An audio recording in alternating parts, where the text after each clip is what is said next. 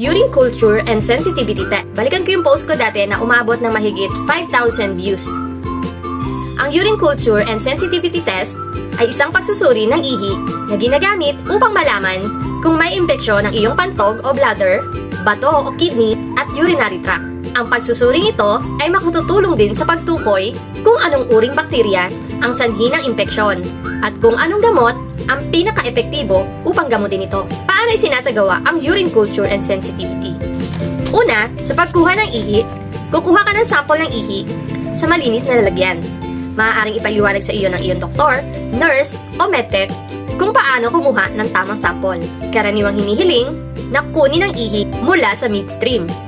Ibig sabihin, iihi ka, pagkatapos, kokolektahin ang ihi sa gitnang bahagi ng iyong pag-ihi. Mahalaga ang paraan ng pagkuha ng ihi upang maiwasan ang contamination. Ikalawa, pagsusuri sa laboratory. Sa laboratory, itatanim ang iyong sample ng ihi sa isang espesyal na medium, isang uri ng likido o gel. Ang mga bakterya na matatagpuan sa ihi ay dahan-dahang lalago sa medium. Pagkatapos, susuriin ng mga eksperto kung anong klaseng bakterya ang nagdudulot ng impeksyon. Ikatlo po, ang pagtest ng sensitivity. Matapos malaman kung anong bakterya ang nagdudulot ng impeksyon, susuriin din kung anong antibiotic o mga gamot laban sa impeksyon ang pinakamabisa o pinaka-epektibo laban sa bakterya. Ang prosesong ito ay tinatawag na sensitivity test. Dito malalaman kung anong gamot ang dapat gamitin upang puksain ang bakterya. Ika-apat, ang resulta ng test. Karaniwan, ang resulta ng test ay makukuha sa 3 hanggang 5 araw. Kung ang resulta ay positive, nangangahulugang may impeksyon. At tinukoy na rin ang uri ng bakterya at kung anong gamot ang pinaka-epektibo para sa paggamot.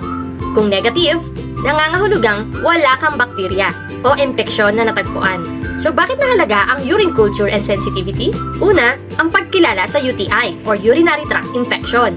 Ang pinakakaraniwang dahilan ng urine culture and sensitivity test ay pagtukoy kung may UTI or urinary tract infection ka.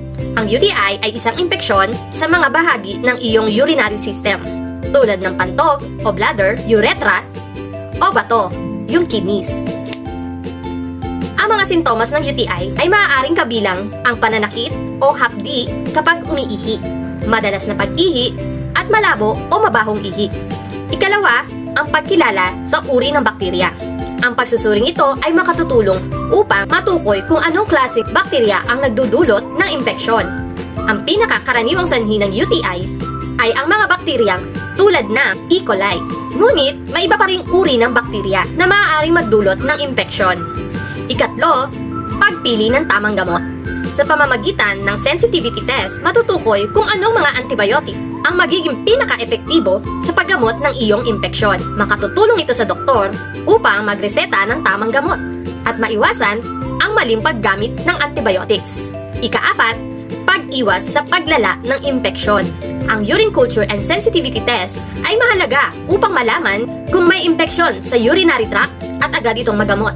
Kung hindi agad magamot, maaaring magdulot ito ng malubhang kondisyon tulad ng pyelonephritis or infeksyon ng kidney o sepsis, infeksyon sa buong katawan.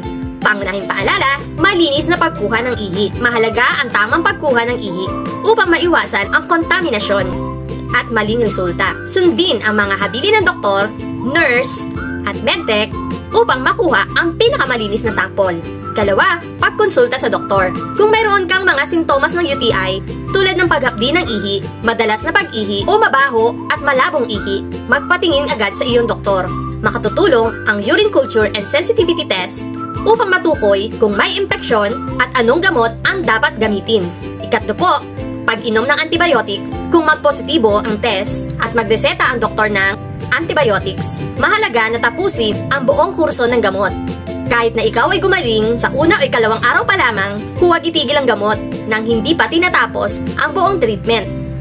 Upang maiwasan ang pagbabalik ng impeksyon, mahalaga ang pag-inom ng maraming tubig upang matulungan ang iyong katawan na alisin ang mga bakterya at mabilis ang paggaling mula sa impeksyon para sa mas accurate at ma-diagnose ka ng tama kung ano ba talaga ang health problem mo. Mainam po na kumonsulta sa iyong doktor. O baka hindi pa alam ng mga kaibigan mo, i-share mo na to sa kanila para makatulong tayo. Salamat po!